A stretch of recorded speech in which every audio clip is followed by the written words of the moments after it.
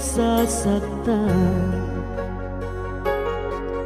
pag nakita kang may kausap na iba. Bakit ako ngayon'y lumuluha pag ikaw ay may kasama?